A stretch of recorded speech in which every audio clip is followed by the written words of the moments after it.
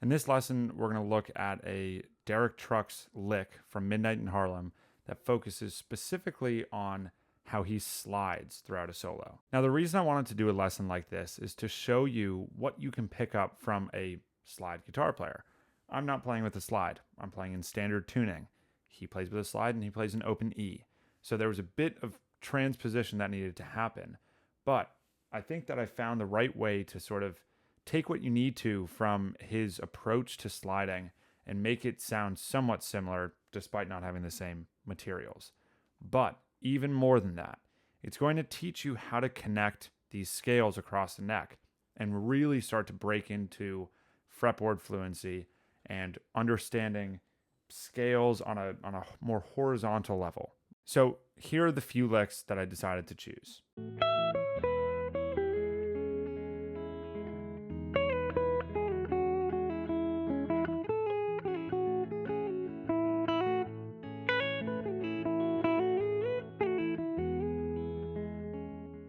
So those phrases came directly from the studio version of Midnight in Harlem.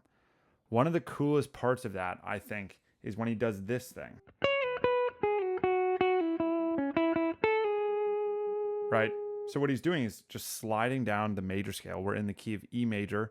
Chord progression is just an E to an A. Right? So he's going from the sixth note in E to the fifth, third to the second, and then to the one.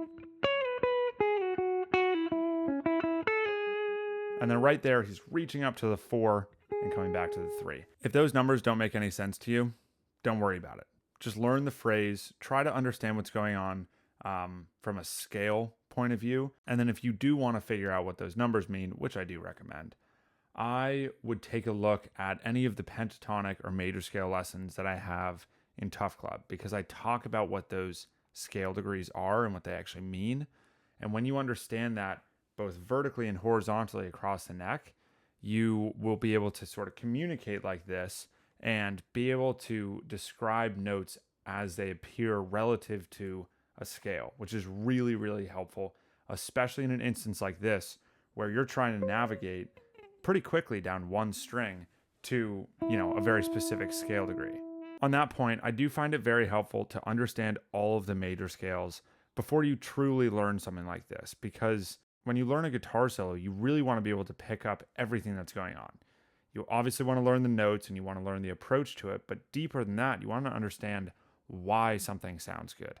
Now, to do that with something like this, if you learn all the major scales and then you learn, for example, from the single string soloing lesson that I have in Tough Club, you'll understand how to build scales on just one string, no matter where it be.